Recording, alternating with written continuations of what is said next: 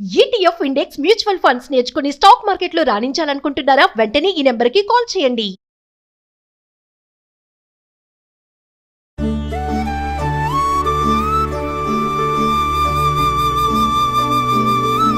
Suman TV ప్రేక్షకులందరికీ దసరా పండుగ శుభాకాంక్షలు. పండుగ సందర్భంగా మనం రకరకాల నైవేద్యాలు చేస్తాం. 1-2 సార్లు గారెలు చేస్తాం.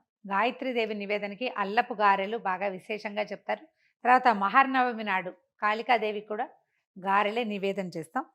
పొట్టు మినపప్పుతో అల్లపు గారెలు ఇది అందరూ చేసేదేనండి.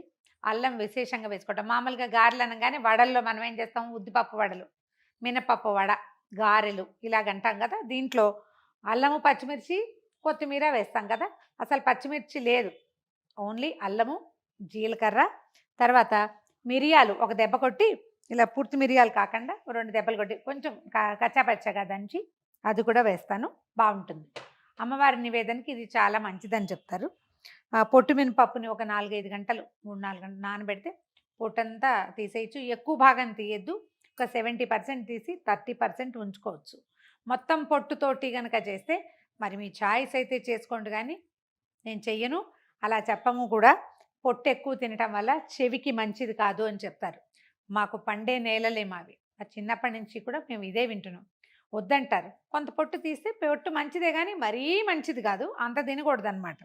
పొట్టు తీసేసి దీన్ని వెట్ గ్రైండర్లు, మామూలుగా అయితే మన గుండుపప్పు అనుకోండి, మిక్సీలో వేస్తే కొంచెం గట్టిగా వస్తాయి గారెలు. మిక్సీ ఉన్న వాళ్ళు వేసుకుంటాం అనుకోండి, ఏదో చేస్తాం, ఐస్ వాటర్ పోసి ఒక ఐస్ క్యూబ్ వేస్తే కొంచెం మృదువుగా వస్తాయి.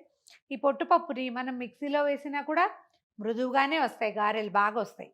సో పొట్టు తీసేసాను, గ్రైండ్ కూడా చేసేసాను. గారెలు మాత్రం వేసి చూపిస్తాను. మిరియాలు కొంచెం బరగ్గా గ్రైండ్ చేశాను. పప్పు గ్రైండింగ్ కూడా చూడండి, కొంచెం పొట్టు కనిపిస్తుంది కదా. మిరియాల పొడి, తర్వాత 1 స్పూను జీలకర్ర, అల్లం ముక్కలు చాలా సన్నగా కట్ చేశాను, ఇవి వేసేద్దాం. ఒకవేళ ముక్కలు రావద్దు అని అనుకుంటే కనుక మీరు కోరేసేయండి అల్లాన్ని. కొంచెం లేత అల్లం అయితే కూర చాలా బాగుంటుంది. అల్లం కనుక ముదిరింది అనుకోండి, పీచు పీచుగా వస్తుంది, వేస్ట్ అయిపోయిన ఫీలింగ్ వస్తుంది మనకి, అదేం ఉపయోగపడలేదని. గారెల పిండి, ఈ వడపిండి గ్రైండ్ చేయటం ఒక చిన్న ఆర్ట్ అండి. మొదటి రోజుల్లో కాస్త రాదు. మొదట గట్టిగా రుబ్బితే రాళ్ళలే వస్తాయి, లూజ్గా రుబ్బితే నూనె లాగేస్తాయి. ఒక మధ్య మార్గంగా చేయాలి, ఎక్కువ తడి లేకుండా.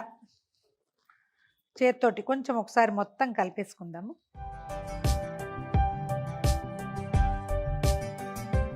ఒక్కొక్కళ్ళకి ఒక్కొక్క అవగాహన ఉంటుందండి. ఒక మంచి గుండ్రగా బాగా షేప్ రావాలి కాబట్టి ఎక్కువ సార్లు తడి చేసుకున్నాం అనుకోండి, చెయ్యి షేప్ బ్రహ్మాండంగా వస్తుంది, బాగా వస్తాయి గుండ్రంగా, కానీ నూనె పీల్చేస్తాయి. అలాగని గట్టిగా పిండితే పిండి గట్టిగా ఉండిపోయిందంటే రాళ్ళల్లే ఉంటాయి. అలవాటుగా వారం వారం చేస్తూ ఉంటే ఆ పని చేయటం వచ్చేస్తుంది మనకి. కొంచెం కొత్తల్లో కాస్త ఇబ్బంది అంతే. మొత్తం కలిపేసాము. రుబ్బేటప్పుడే ఉప్పు సరిపడా వేసాను. మనం నైవేద్యాలు పెట్టేటప్పుడు రుచి చూడకూడదు, అదొక సాధారణ నియమం. వేసి చూద్దాం. స్టవ్ హైలో పెడదాము.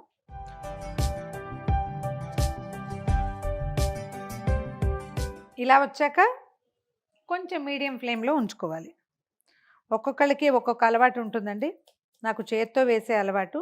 ఒకవేళ పెద్దవి వేయాలన్నా చేత్తోటే వేస్తాను, కాకపోతే నాకు ఆ చేతికి రావు, పెద్దవి వేయటం నాకు అలవాటు లేదు అసలు. పెద్దవి వేయాలంటే ఇంకొంచెం ఎక్కువ పిండి తీసుకోవాలి, చేతి నిండా తీసుకోవాలి అంతే.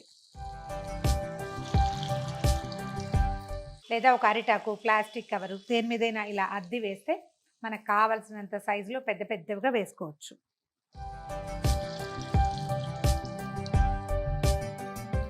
ఇది ప్రాంతాల వారీగా ఉంటుందండి.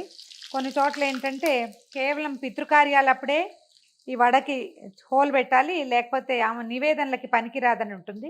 ఎందుకనో మా ఇళ్లలో అలాంటి మాట చెప్పరండి, మాకు అట్లా అలవాట్లేదు. మేము పండగల నివేదనలో కూడా హోల్స్ పెడతాం, గారె వేగటానికి హోల్ పెడతాం, కానీ పెద్దవాళ్ళకి ఇంకొకళ్ళకి తేడా లేదని అనిపిస్తుంది నా వరకు.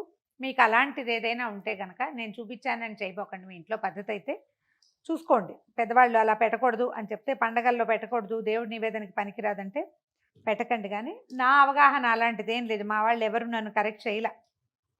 అంటే పండగలప్పుడు కూడా మా అమ్మ వాళ్ళు ఇలా గారెలు చేయటమే తెలుసు నాకు. పితృకార్యానికి ఇలాగే, పండక్కి అలాగే. అయితే పితృకార్యపు వాట్లల్లో ఇంకేం వెయ్యం కదా! ఒట్టి గారెలే వేసుకుంటాం. ఒట్టి పిండే ఇంకేం వెయ్యం. అందుకని బహుశా మరి అలా ఎలా కొన్ని ప్రాంతాల్లో చెప్పబడిందో నాకు ఐడియా లేదు. మీ ఇంట్లో ఉన్న పద్ధతిని మాత్రం ఫాలో అవ్వండమ్మా. ఇది కేవలం ఒక ఐడియాకి చూపిస్తాం అంతే.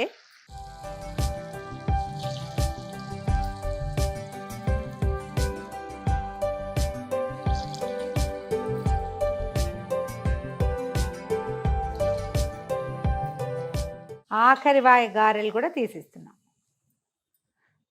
గారెలు చేసేటప్పుడు పాత్ర పెట్టుకుని నూనె కొంచెం తక్కువ పెట్టుకుంటే వేస్టేజ్ తక్కువగా ఉంటుంది. కొంచెం ఎక్కువ ఆయిల్ వేసుకోవాల్సి వస్తాం అంతే. మినుము తింటే ఈనుగు తిన్నంత బలం అని చెప్తారండి. ఎక్కువ ఐరన్ రిచ్ ఫుడ్ అని, ఈనుగు తిన్నంత బలంగా ఉంటామని చెప్తారు. అమ్మవారి నివేదనల్లో తప్పకుండా అంటే చాలా ఎక్కువ రోషంగా కనపడేటువంటి స్వరూపానికి ఇలా మినుము నివేదన పెట్టాలని చెప్తారు. మామూలుగా మాంసాన్నం పెట్టే పద్ధతి ఉండేది పురాతన కాలంలో. ఇప్పుడు మనం అవన్నీ పెట్టాం. అందుకని దానికి బదులుగా మాంసానికి బదులుగా మాషలు పెట్టాలని చెప్తారు. ఆ మాష అంటే మినుము. అందుకని మహర్నవమి రోజున తప్పకుండా గారెలు నివేదన పెట్టాలి. ఆ నివేదన ప్రసాదం స్వీకరిస్తే అమ్మవారి యొక్క ప్రసాదం తప్పకుండా మనకి లభిస్తుందని చెప్తారు. ప్రయత్నం చేసి చూడండి. అల్లం ఎక్కువగా వేసి గారెలు వేసి నివేదన చేయండి. మరొకసారి సుమన్ టీవీ ప్రేక్షకులందరికీ దసరా పండుగ శుభాకాంక్షలు.